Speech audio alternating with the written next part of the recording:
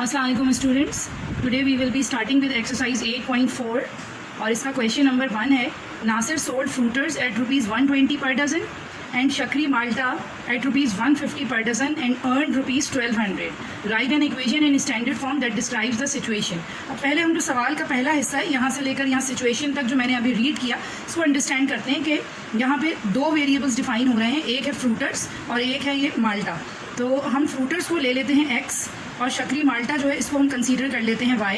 और उसके बाद देखें कि x जो फ्रूटर्स हैं उसको उसने सेल आउट किया है फॉर ₹120 एंड शक्री माल्टा एट ₹150 पर डज़न. तो सबसे पहले जो हम लेट करेंगे आए देखिए इसकी कैलकुलेशन कैसे होगी जी. अब देखिएगा नासिर सोल्ड फ्रूटर्स एट ₹120 हमने क्वेश्चन रीड किया, इसकी सोल्यूशन पे जाएंगे. लेट करेंगे सबसे पहले कि let fruiters per dozen be x and Malta per dozen be y. So according to condition given क्या कंडीशन हमें गिवन है कि 120 रुपीज़ पे उसने फ्रूटर सोल्ड आउट किए हैं. तो 120 into x number of fruiters multiply by 120 number of dozens जो यहाँ पे आएगा एक्स की जगह.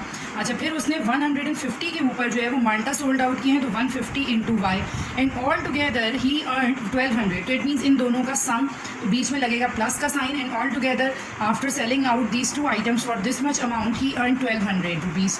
तो ये आ गया इज इक्वल्स टू 1200. ठीक है, तो हमारी मेन इक्वेशन ये बन गई. इफ़ यू वांट तो आप यहाँ से कॉमन निकाल लेंगे और कॉमन निकाल के इसको कैंसिल करवाएंगे तो एक रिड्यूस सी इक्वेशन बन जाएगी. That is also correct. Otherwise ये अगर बना रहे हैं तो ये भी बिल्कुल सही है, इसको कह देंगे इक्वेशन नंबर 1. तो हमारा ये सवाल का जो फर्स्ट पार्ट था इसमें कह रहे थे कि write an equation in standard form that describes the situation. तो this is the equation that is in the standard form and describing the situation. इसके बाद कह रहे हैं if he sold 4 dozen of शक्री Malta, 4 dozen of माल्टा अगर उसने sold किया तो नंबर ऑफ माल्टा पर डज़न को हमने लिया हुआ था y के इक्वल. तो इट मीन्स के y हमें अब गिवन है 4 के इक्वल.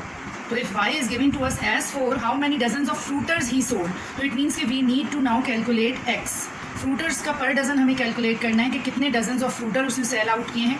4 डजन्स ऑफ माल्टा हमें गिवन है तो y विल बी 4. तो ये दोनों वैल्यूज़ अब हम इक्वेशन नंबर 1 में डालेंगे तो ये कुछ यूँ हो जाएगा 120x plus 150 into 4 is equals to 1200 और इट विल बी 120x और 150 into 4 will be 4 5s are 20 and 4 1s are 4 5 6 600.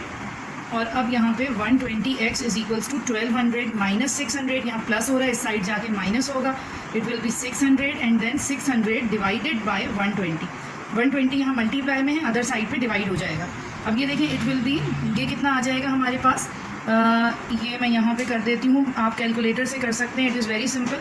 12 1s are 12 and 12 5s are 60. तो इट मीन्स कि x इज 60. तो 5 डजन्स ऑफ फ्रूटर्स ही सेल. अच्छा, अब ये यहाँ पे एंड नहीं होगा क्वेश्चन बिकॉज यू नो कि ये एक वर्ड प्रॉब्लम है. तो वर्ड प्रॉब्लम का आंसर भी आपको लिख कर इन सेंटेंस देना होता है. तो therefore he sold 5 dozens of फ्रूटर्स.